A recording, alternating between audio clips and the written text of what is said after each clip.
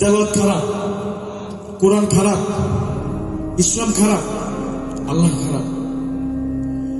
আল্লাহ যদি খারাপ না হয়, কোরআন যদি খারাপ না হয়, তাহলে আমার আপনার দেশে কিছু জারদ সন্তান, কিছু কুলাঙ্গারের বাচ্চা সূরা নাস নিয়ে অপমান করার সাহস পায় কিভাবে, ঠিক কিনা? ওই পিঠে চালিয়ে দরকার। ডক্টর ইউনূসকে স্পষ্ট করে বলতে চাই, আপনি যদি ক্ষমতায় টিকে থাকতে চান, তাহলে যারা আল্লাহ রাসূল আল্লাহকে নিয়ে অপমান করবে, তাহলে জনসম্মুখে প্রকাশ্যে আবুল সরকারের ফাঁসি কার্যকর করবে। এই মুসলিম 92% মুসলিম রাষ্ট্রে, মুসলিম দেশে আপনি আবুল সরকারের মতো কুলাঙ্গারের বাচ্চার নির্দোষ খালাস দেওয়ার আপনি কে? কথা ঠিক কিনা? কথা বলেন। ওদের মতো কুলাঙ্গারের কারণে আজকে এই লাল সবুজ পতাকা বিশ্বের মাঝে কলঙ্কিত হয়ে যাচ্ছে। চাই না এই সরকার, যে সরকার আমার আল্লাহ অপমানকারীকে শাস্তি দিতে পারে না, যে গভর্নমেন্ট আমার রাসূলের অপমানের শাস্তি দিতে পারে না, তোমার মতো গভর্নমেন্ট আমার সোনার 92% মুসলিম রাষ্ট্র দরকার না।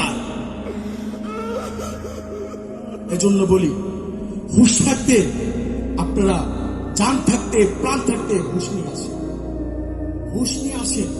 দাঁড়িপাল্লার কোনো জবাব নাই, দাঁড়িপাল্লার কোনো মনিটর আওয়াজ দেন, ইকো বাড়ান, তাওয়াজ। এজন্য এসব আবুল সরকারের মতো কুলাঙ্গারের বাচ্চার বিস্তার ভাঙার জন্য আমাদের দরকার প্রতিটি ঘর থেকে কাসিম নানুতুবি রহমতুল্লাহ আলাইহির মতো, শাইখুল হিন্দ মাহমুদ হাসান দেওবন্দি রহমতুল্লাহ আলাইহির মতো উত্তরসূরি তৈরি করা।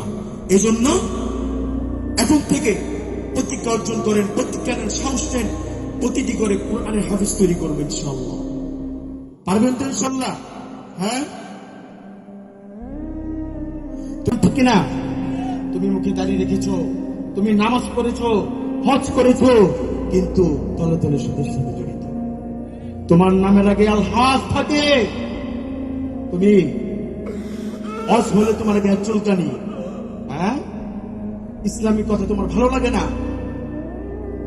যদি তোমার ইসলামিক কথা, কোরআনের কথা ভালো না লাগে, মিস্টার মোদির গার্লফ্রেন্ড শেখ হাসিনা যেভাবে বর্ডার ক্রস করে হেলিকপ্টার দিয়ে পালিয়েছে, তুমিও চলে যাও। আমার দেশে তোমার মতো মুনাফিক চাই না। এই দেশ কারো বাপদাদা সম্পদ নয়।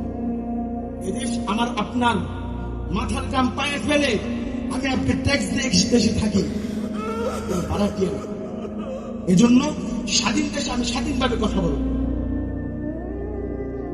আমার বক্তব্যে যদি কেউ নাগাম টানতে করার চেষ্টা করো, আমার নামের উপর যদি কেউ কালিমা নিপুণ করার চেষ্টা করো, জুতা দিয়ে পিঠে তোমার চামড়া তুলে ফেলবো। আমার রাসূলকে নিয়ে কথা বলবা, আমার নবীকে নিয়ে কথা বলবা, আমার আল্লাহর কুরআন সূরা নাস নিয়ে কথা বলবা, তোমার মতো আবুল সরকারকে পাড়া দিয়ে দুনিয়ার থেকে পিছিয়ে দিতে পারবেন তো ইনশাআল্লাহ? সাহস আছে তো ইনশাআল্লাহ?